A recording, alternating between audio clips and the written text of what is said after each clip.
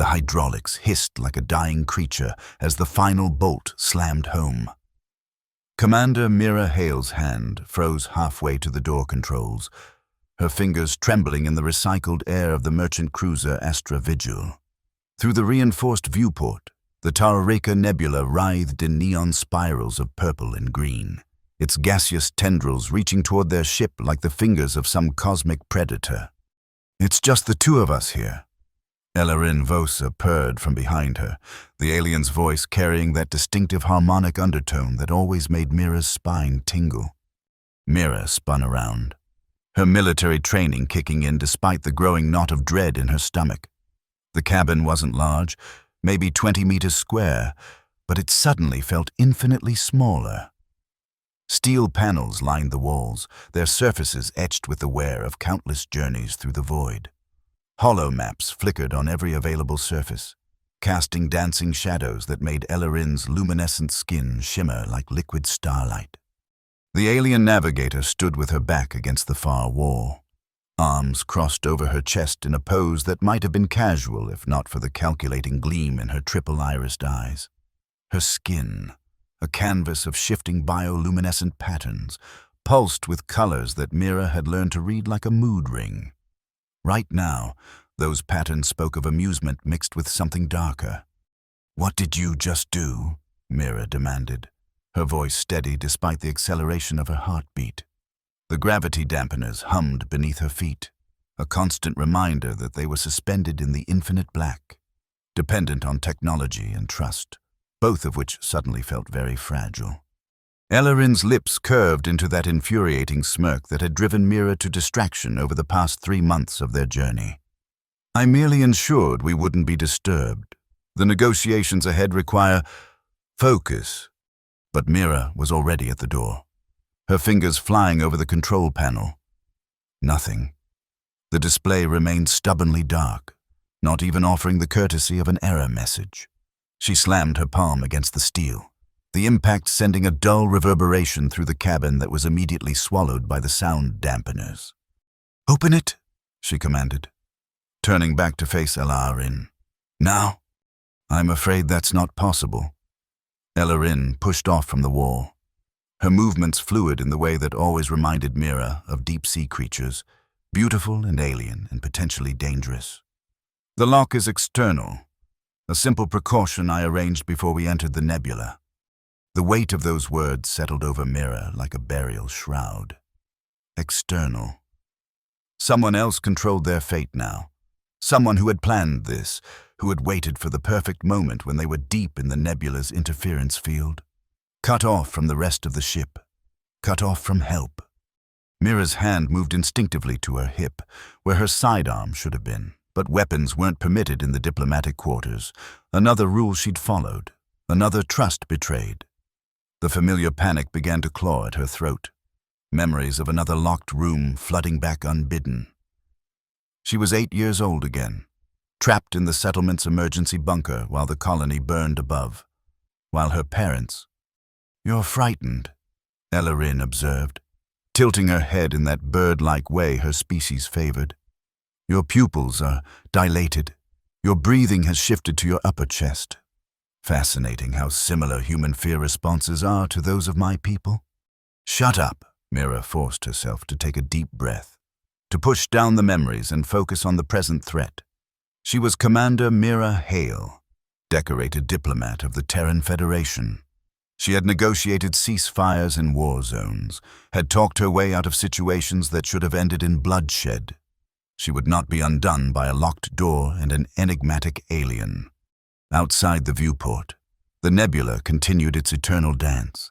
Solar winds howled silently past their hull, carrying exotic particles that would kill an unprotected human in seconds. The Astra Vigil carved through this hostile beauty like a knife through silk, its core steady and true, or at least, Mira had thought so until 30 seconds ago. "Why?" she asked, proud that her voice betrayed none of her inner turmoil. "What could you possibly gain from this?" Ellerin moved to the viewport, her reflection ghost-like in the transparent aluminum. The patterns on her skin had shifted to deeper blues and purples, mimicking the nebula beyond. You assume this is about gain. How very human of you. Then what is it about? Survival. Truth. The prevention of a catastrophe that your limited perception cannot yet grasp. Ellerin's fingers traced patterns on the viewport, leaving brief phosphorescent trails that faded like dying stars. Tell me, Commander, what do you know about the beings who dwell in the spaces between spaces? Mira's training had covered hundreds of alien species, thousands of cultural quirks and religious beliefs. But Ellerin's words sent a chill through her that had nothing to do with the cabin's recycled air. You're talking about myths, spacer legends. Am I? Ellerin turned, and for the first time since Mira had known her, the alien's expression was entirely serious. When you negotiated the treaty on Vulcus 4, did you never wonder why both sides were so eager to cede that particular sector of space? Why they practically threw it at you as neutral territory? The question hit like a physical blow. Vulcus 4, her greatest failure. Though the Federation called it a success, 2 species brought to the negotiating table. A war averted, territory divided. But 3 months later, the colony ships sent to that neutral zone had simply vanished. No distress signals, no debris, just gone. As if they had never existed. That's classified information, Mira said carefully. How could you possibly? Because I was there. Ellerin's skin flared with sudden intensity. Patterns of light racing across her form like living circuitry. Not at your negotiating table, but in the spaces you so carelessly divided. I watched those colony ships cross into territories that should never be breached. I heard the screams that traveled faster than light, felt the fabric of reality tear as things that should not be woke from their slumber. The cabin's environmental systems hummed steadily, maintaining the illusion of normalcy even as Mira's world tilted on its axis. She had always wondered about the Vulcus 4 aftermath, had filed report after report requesting investigation, but the Federation had been content with their diplomatic victory, unwilling to look too closely at the cost. You're saying I caused those disappearances? I'm saying you opened a door that should have remained closed. Ellerin moved closer, and Mira could see now that what she had taken for simple bioluminescence was something far more complex. Patterns within patterns, fractals of light that hurt to look at directly. And now, here in the Taureka Nebula, you're about to do it again. That's impossible. I'm just a diplomat. I don't have the authority to... A sudden impact shook the cabin, sending Mira stumbling against the nearest wall. The lights flickered, cycling through emergency amber before stabilizing. On the holo displays, she could see data streams corrupting, navigation markers vanishing one by one. What was that? Mira pushed off from the wall, military instincts overriding her fear. Ellerin's expression had shifted to something Mira had never seen before, genuine concern. It seems we're not as alone as I thought. Someone else knows what you carry. What I carry, I don't... Another impact. Stronger this time. Through the viewport, Mira caught a glimpse of something that shouldn't exist, a ship that seemed to fold in and out of space, its hull geometries defying three-dimensional logic. The star map, Ellerin said urgently. The one burned into your memory during the Vulcus 4 negotiations. You don't even know it's there, do you? Subliminal programming, hidden in the treaty documentation. Every diplomat who served in certain sectors carries a piece of it. Mira's mind raced. She remembered the headaches after Vulcus 4, the strange dreams of corridors that led nowhere and everywhere at once. The Federation psychologists had cleared her for duty, but there had been anomalies in her brain scans, patterns they couldn't quite explain. Why lock us in here? She demanded. If there's a threat, we should...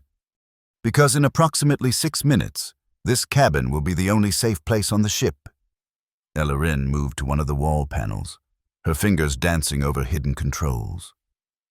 A section of the floor irised open, revealing supplies Mira hadn't known were there. Emergency rations, medical kits, and something that looked disturbingly like weapons. "The lockdown isn't to trap us, Commander. It's to keep them out," as if to punctuate her words. The ship's intercom crackled to life, but the voice that emerged wasn't human, wasn't even properly a voice. It was the sound of space itself speaking, a void given form and purpose. "Mira Hale," it said, each syllable a violation of physics. "You carry what belongs to the spaces between. Surrender it, or watch your reality unravel thread by thread." Mira looked at Elarin, saw her own fear reflected in those alien eyes. Whatever game the Navigator had been playing, whatever agenda had driven her to orchestrate this lockdown, it paled before the thing that now hunted them. "How long until they breach the hull?" Mira asked, surprised by her own calm. 4 minutes, perhaps 5. Elarin pulled 2 devices from the hidden cache, tossing one to Mira. It was heavier than it looked, its surface covered in symbols that seemed to shift when she wasn't looking directly at them. "These will provide some protection, but only if you trust me completely." Trust. Such a simple word for such an impossible ask. But as another impact shook the cabin and the lights flickered toward darkness, Mira realized she had no choice. Whatever Elarin's true motives, whatever secrets lay hidden in her own mind, they would face them together or not at all. "Tell me what I need to know," Mira said, checking the device's power levels with practiced efficiency. "Start with why you really brought me here." Elarin's smile was sad and beautiful and terrifying all at once. "Because, Commander, you're not just carrying a star map. You're carrying the key to a prison that should never be opened. And if we can't find a way to destroy it in the next few hours, the things locked behind that door will make the Volca's 4 disappearances look like mercy. Outside." The nebula pulsed with unnatural light, and in the depths of Mira's mind, something ancient and patient began to stir, drawn by the proximity of its long-lost key. The countdown had begun. In the locked cabin of the Astra Vigil, 2 beings from different worlds prepared to face the impossible. And in the spaces between spaces, things that had waited eons for this moment pressed closer to the fragile boundary of reality. It was, as Elarin had said, just the 2 of them here, against the vast and hungry dark. It would have to be enough. Mira slammed her fist against the door again, the metallic clang echoing through the cramped space like a death knell. The cold steel offered no give, no hope. She pressed her ear against it, straining to hear anything from the corridor beyond.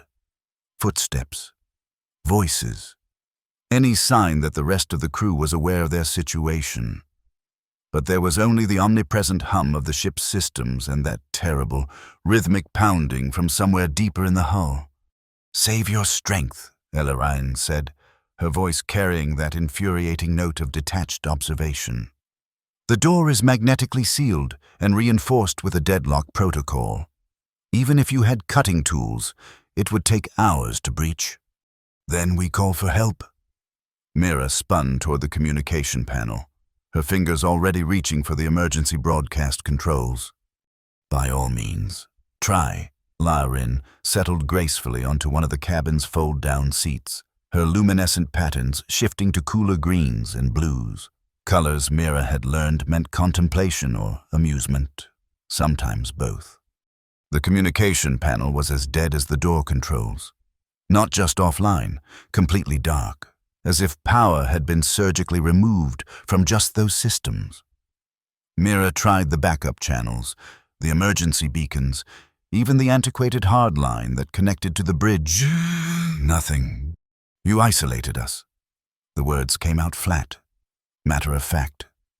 Mira was past anger now, moving into the cold calculation that had kept her alive through a dozen diplomatic crises. "This wasn't spontaneous.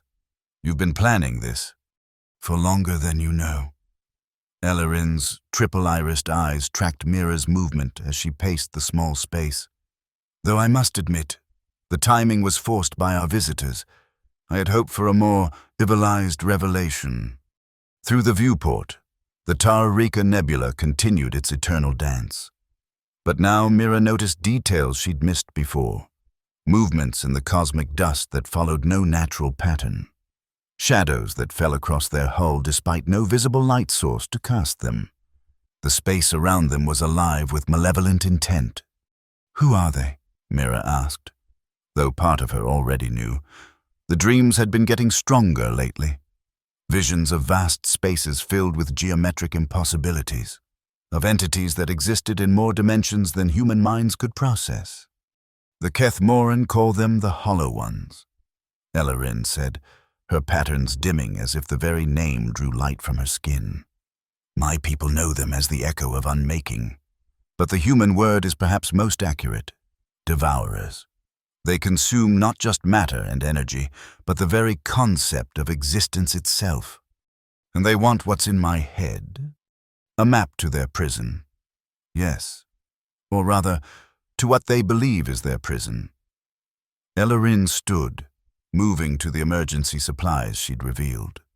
She pulled out what looked like a neural scanner, its design clearly not human. The truth is more complex. Would you like to know what really happened on Volcas 4? Another impact shook the ship, this one accompanied by the shriek of tearing metal. Through the intercom, that impossible voice spoke again. Time grows short.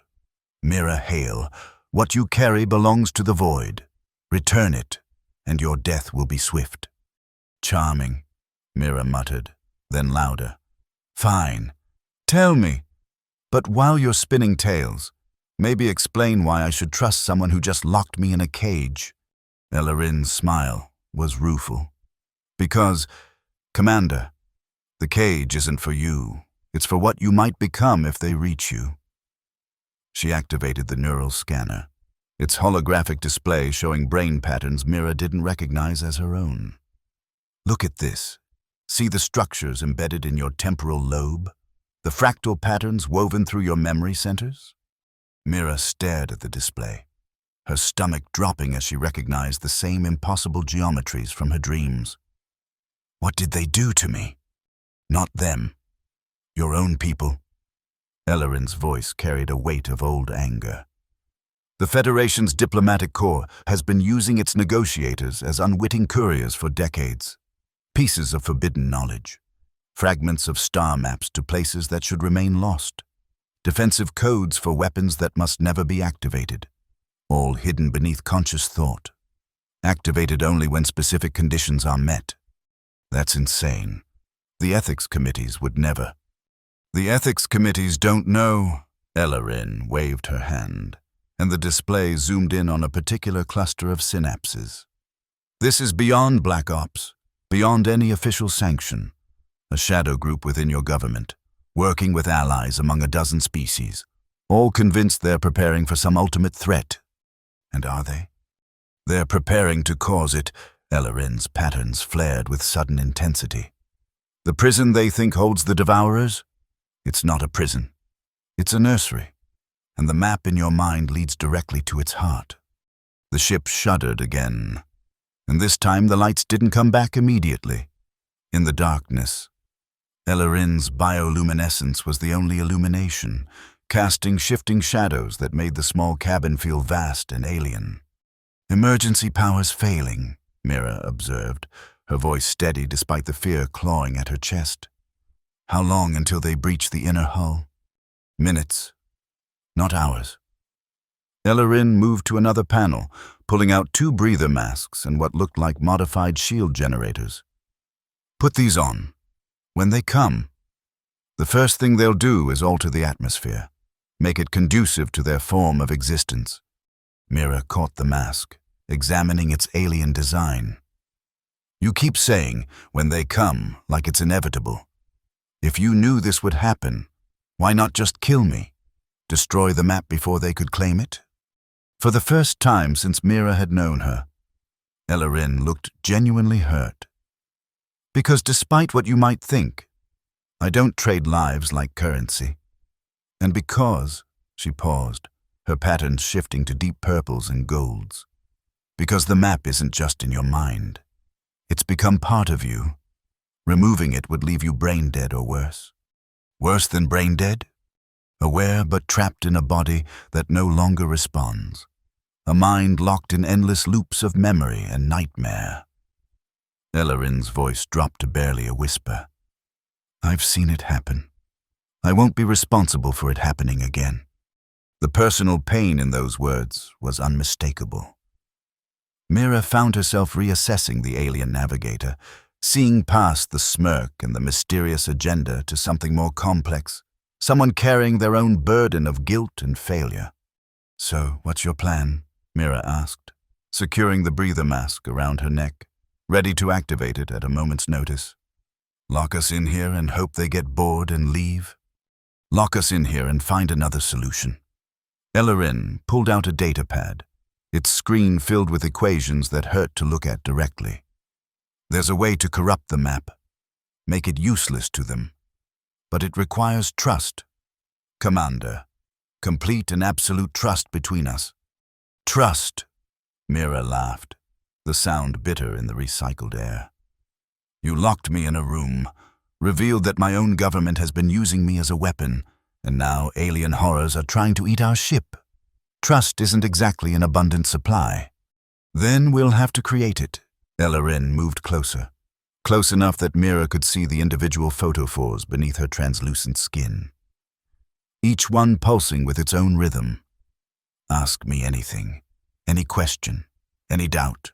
I'll answer with complete honesty. Why did you take this job? Navigator on a merchant vessel is beneath someone of your obvious skills. Because I was tracking you. No hesitation, no deflection. My people detected the anomalies in your brain patterns months ago. I volunteered to investigate, to determine if you were a threat or a victim. And which am I? Both. Neither. You're a good person caught in a web of other people's ambitions. Ellerin's hand rose as if to touch Mira's face, then dropped. I've watched you for 3 months, seen how you treat the crew, how you go out of your way to understand other cultures, how you still have nightmares about the colonists who disappeared. You're not responsible for what was done to you, but I'm responsible for what I do now. Mira met those triple-irised eyes, searching for deception and finding only earnest concern. What does corrupting the map entail? A neural link between us. My people's biotechnology interfacing directly with your human neurons. It's intimate and dangerous. If either of us resists, if there's any deception between us, the feedback could kill us both. And if it works, then the map becomes useless to them. A key that opens nothing, a guide that leads nowhere. Ellerin's patterns shifted to deeper blues, almost black. But you'll be changed. The corruption will spread beyond just the map, altering parts of your memory, your perception. You might not be entirely human afterward. The ship lurched violently, and somewhere in the distance, Mira heard the unmistakable sound of hull breach alarms. But they were muffled. Wrong. As if the sound itself was being devoured before it could fully form. They're through the outer hull, Ellerin said unnecessarily. We have perhaps 10 minutes before they reach this section. 10 minutes to decide the fate of her humanity. 10 minutes to trust someone who had orchestrated this entire scenario. 10 minutes before things from beyond space and time came to harvest the weapon buried in her mind. Show me, Mira said quietly. Show me one true thing about yourself, something that matters. Then I'll decide. Ellerin was quiet for a long moment. Then her skin began to glow more brightly, the patterns shifting and coalescing into something like a story. Mira watched, mesmerized, as images formed in the bioluminescent display, a world of crystal spires and floating cities, a young Ellerin standing before what could only be a tribunal, the pain of exile written in every pulse of light. I was a guardian once, Ellerin said softly, protector of my people's most sacred knowledge, until I asked the wrong questions, sought answers in forbidden places. They cast me out not for what I did, but for what I might do. challenge beliefs that had stood for millennia. What questions? Whether we were alone, whether the barriers between dimensions were protection or prison, whether the ancient enemies we'd been taught to fear were enemies at all. Ellarine's laugh was bitter. I thought I was seeking truth. Instead, I found only more questions and the loss of everything I'd ever known. And now I'm trying to prevent others from making my mistakes. Or perhaps trying to atone for them. The patterns faded back to their normal, shifting state. That's my truth, Commander. I'm a disgraced guardian trying to save a species not my own from horrors I helped awaken. Mira felt the weight of that confession, recognized the pain of someone who had lost their purpose and was desperately trying to forge a new one. It was a pain she knew intimately. The weight of Vulcus the Four would never leave her, no matter how many successful negotiations followed. Another impact. Closer this time. Through the walls. Mira could hear something that might have been footsteps if footsteps could exist in 12 dimensions simultaneously. Do it, she decided. Whatever this neural link requires. Do it now. Ellarine's patterns flared with surprise and something that might have been hope. You're certain. Once we begin, there's no stopping. The process will either complete or kill us. Then we'd better complete it. Mira moved to the center of the cabin, sitting cross-legged on the floor. What do I need to do? Ellarine retrieved a device from the emergency supplies that looked like a crown made of fiber optics and living tissue. Wear this. When I activate it, you'll feel my mind touching yours. Don't resist. Don't try to hide anything. The more open you are, the better chance we have. And you? I'll be equally exposed. Ellarine knelt across from her, close enough that their knees almost touched. You'll see everything, my fears, my shames, my desires. Are you prepared for that level of intimacy with an alien mind? Are you prepared for it with a human one? That earned a genuine smile. I suppose we'll find out together. Mira placed the device on her head, feeling it adjust to fit her skull perfectly. Tiny filaments extended from it, not quite touching her skin, but close enough that she could feel their bioelectric field. What will it feel like? Like drowning in starlight. Like being born and dying in the same instant. Like coming home to a place you've never been. Ellarine's hand hovered over the activation control. Ready? The hull breach alarms were screaming now, and through the door, Mira could hear the sound of reality tearing. Whatever was coming for them was almost here. Do it. Ellarine pressed the control. The world exploded into sensation. Mira felt her consciousness expand beyond the boundaries of her skull, flowing through the biotech interface into something vast and alien and achingly beautiful. She was herself, but also Ellarine, seeing through 4 sets of eyes, thinking in languages that had no human equivalent. But there was more. The map in her mind unfurled like a living thing, revealing its true nature. Not just coordinates and navigation data, but a living equation that described the boundaries between what was real and what was possible. She saw the prison that wasn't a prison, the nursery of unmaking where things that shouldn't exist waited to be born into a universe unprepared for their hunger. And she saw Ellarine's plan, brilliant and desperate, not to destroy the map, but to rewrite it, to change the equation so that instead of a guide to the nursery, it became a lock, a final seal that would make the barriers permanent. But the process required more than just their 2 minds. It needed a foundation, an anchor point in reality. And as the connection deepened, Mira understood what that anchor would be. You're going to bind it to us, she gasped, her voice strange as it filtered through both human and alien perception. The map, the lock, it'll be part of us forever. Together, we'll be the living seal, Ellarine confirmed, her mental voice resonating through the link. Neither human nor Kethmoran, but something new, something that can hold the equation stable across dimensions. And if we're separated, if one of us dies, then the seal breaks and the universe pays the price. The brutal honesty of it was clear through their connection. "I'm sorry. I should have told you. But would you have agreed if you'd known?" Would she? Mira felt the weight of the choice even as the process continued, their minds merging in ways that redefined the meaning of identity. She thought of the colonists of Volcus the Fall, of all the lives that would be lost if the Devourers escaped their nursery. She thought of her own guilt, her desperate need to atone for unknowing sins. "Yes," she said, and meant it. "But next time, lead with the immortal bond thing." Through their shared consciousness, she felt Elarine's surprised laugh, warm and genuine. Then the warmth turned to ice as something slammed into the cabin door with the force of a collapsing star. They were out of time. The door didn't break, it simply ceased. One moment there was steel and ceramic composite. The next, there was a gap in reality itself. Edges fracturing into geometric patterns that the human eye couldn't process.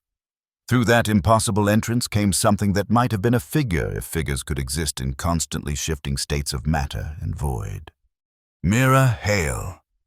It spoke without a mouth, its voice the sound of entropy itself. "Cease this corruption. Return what was taken." But Mira was no longer just Mira.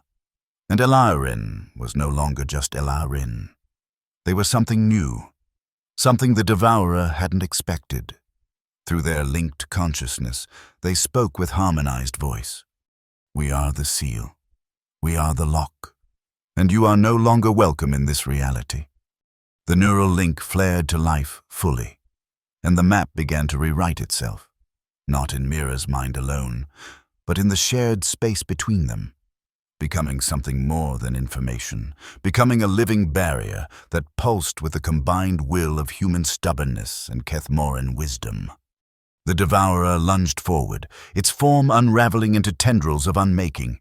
But where it touched the energy field generated by their link, it recoiled, screaming in frequencies that shattered every screen in the cabin.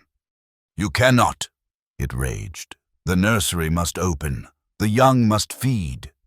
"Then they'll have to find another universe to devour," Mira Elarine replied, pouring more power into the seal.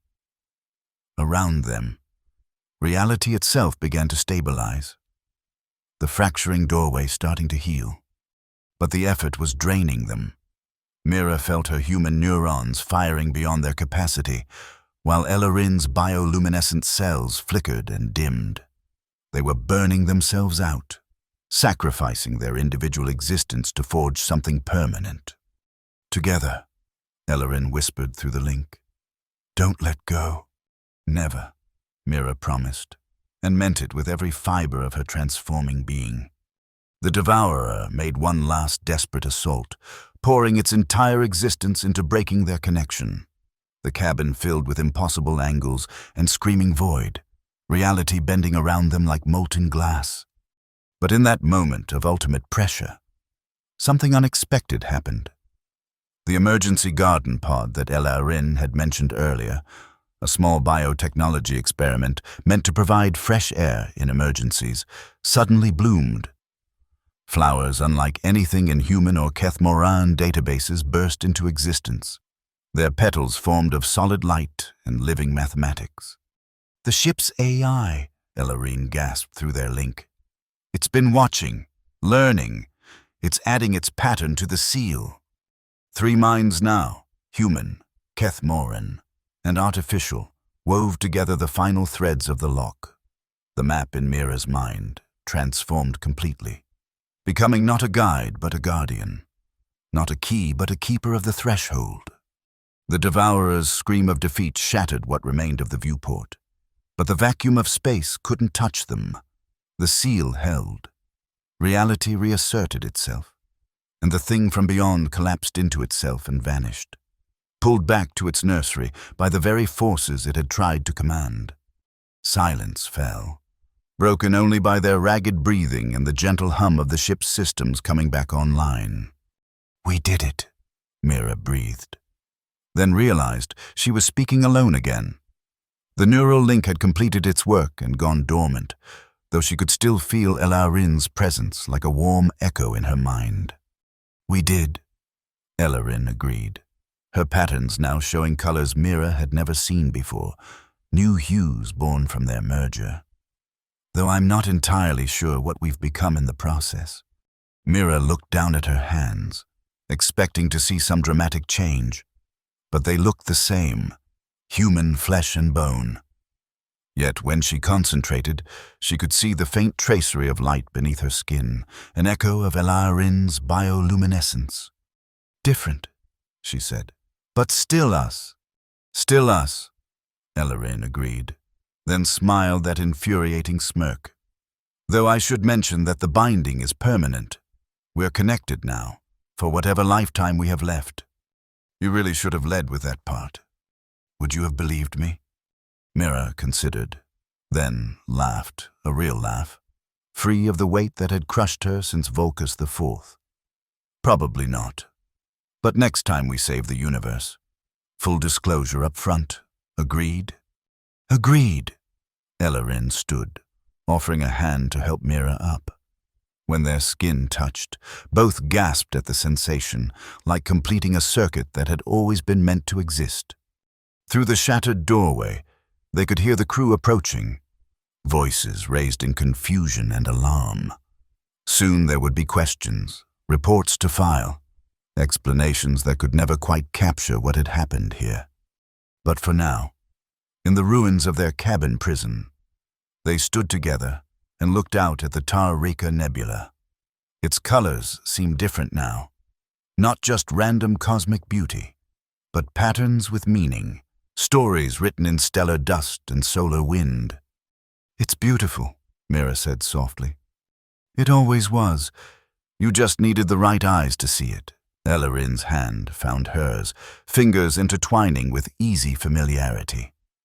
"So, Commander, what now?" Mira thought of the map sealed within them, the permanent connection that would keep the universe safe as long as they both lived. She thought of her failures and her redemption, of trust forged in crisis and a future suddenly full of impossible possibilities. Now, she squeezed Elarin's hand, feeling their shared pulse, human and alien in perfect rhythm. "Now we figure out how to explain to the captain why his ship has a hole in it."